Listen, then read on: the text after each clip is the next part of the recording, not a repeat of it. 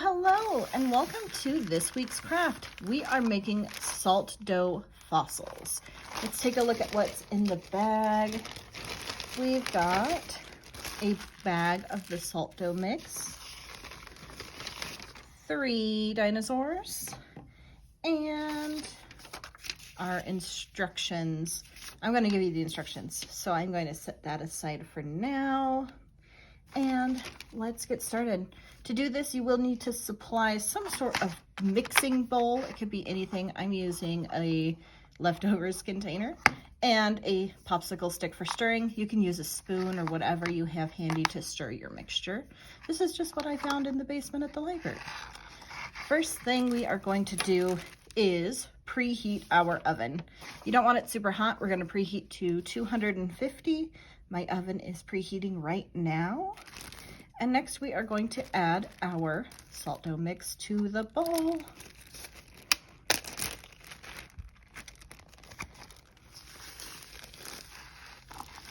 Just pour that on in there. It's okay if you don't get every bit out. And then I'm going to close this back so I don't accidentally make a big mess.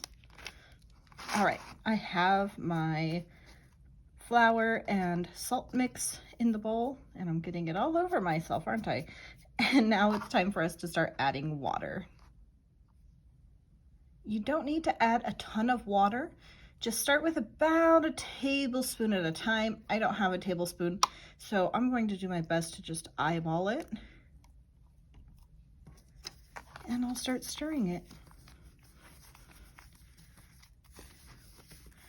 Because we are making a dough, you do want this to clump together. You don't want it to be liquidy at all, or it's not going to work the way we need it to work.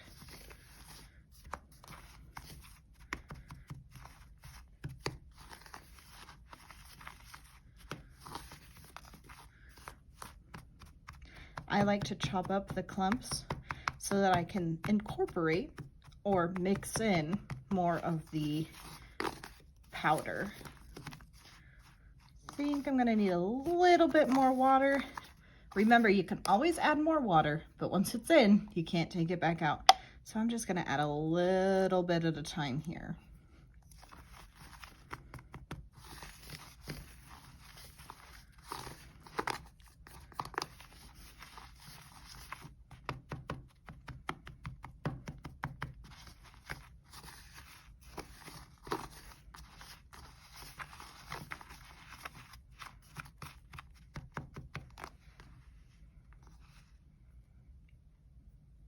I think I need a little bit more. We're getting closer. You can see that it's clumping up. It's starting to look more like a dough.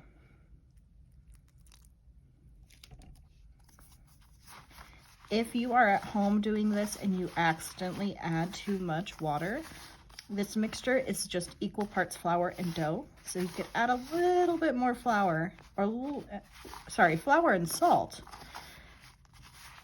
So you can add just a little bit more flour to the mixture if you accidentally get too much water, and a little bit of salt.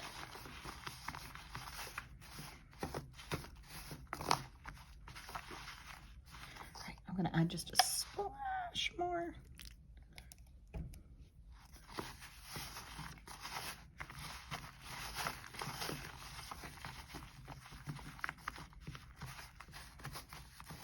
Trying to get in all the crevices. This bowl has a lot of little grooves in it.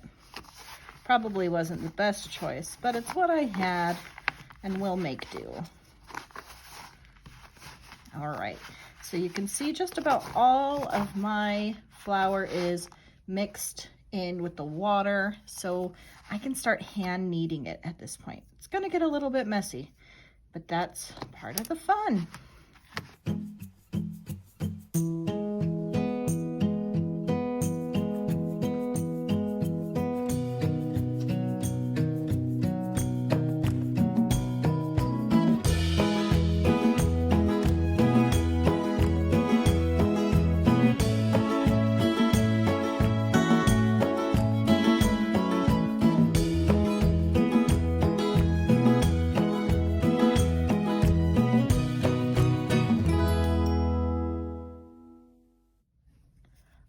right, my dough is looking pretty good. It's not falling apart. It's not super sticky, definitely not liquidy. So I think we've made a good dough here. The next thing I'm gonna do is separate it into different pieces so I can make more than one fossil.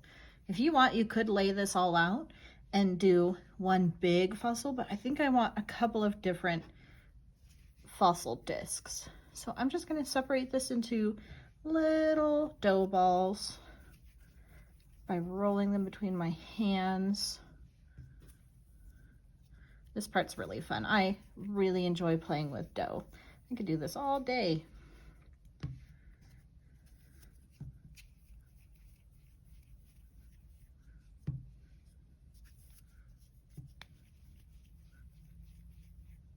There we go. The last one. Perfect. This one's kind of big and that one's kind of small, so I'll take some from the big dough ball and add it to the littler one. All right, those look pretty good to me. I'm going to start making my fossils. I'm going to go get my cookie tray so that I can press these directly onto there. It'll make it a lot easier. I found that it's really hard to scoop them off the table once that you've pressed the dinosaur into it. So I'm going to add it to the cookie dough tray first. So I will be right back. All right, I have my cooking pan. I'm gonna go ahead and move this into there, as well as put the rest of my dough balls in there, just to make things easier. All right, so I'm just gonna gently flatten this out, and I'm gonna start with my red and gray dinosaur. Do you think this is a T-Rex? It looks kind of like a T-Rex. It could be a velociraptor. I bet you guys know more about dinosaurs than I do. So I'm going to press this gently into the dough.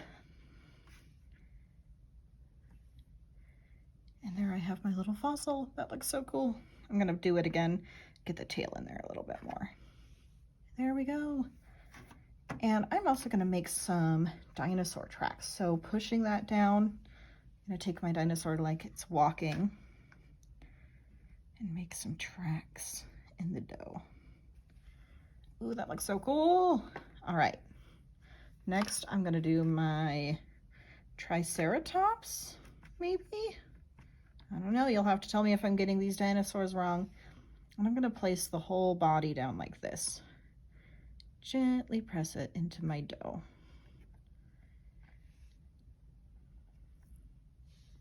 Oh, that looks awesome. This is fun. And I'm gonna do some footsteps, some dinosaur prints. Walk, walk. Wonderful. And you could even do part of a head in there if you have some extra room. All right, and I have my yellow dinosaur here. Just gonna flatten these out. I left my dough out for a little bit while I was grabbing my tray, and it dried out a little bit. That's why it's cracking. Yours probably won't crack if you don't leave it out for a long time. See, it started to dry out a little bit. That's just because I left it for about 20 minutes while I was grabbing the tray and checking the oven. There we go. That looks amazing. And I'll walk my dinosaur. Maybe do a little curve step there. Yay! And I'll put maybe his head too. I want to fill up every part. All right. So these are all done. They are ready to put in the oven. You'll put these in the oven for anywhere between 90 minutes and 2 hours. This is low and slow. We're only baking it at 250 degrees, so it takes a long time to dry out. If you try to do it any faster or any hotter, your dough might crack and crumble. So it's definitely better to do it slow, let it take its time.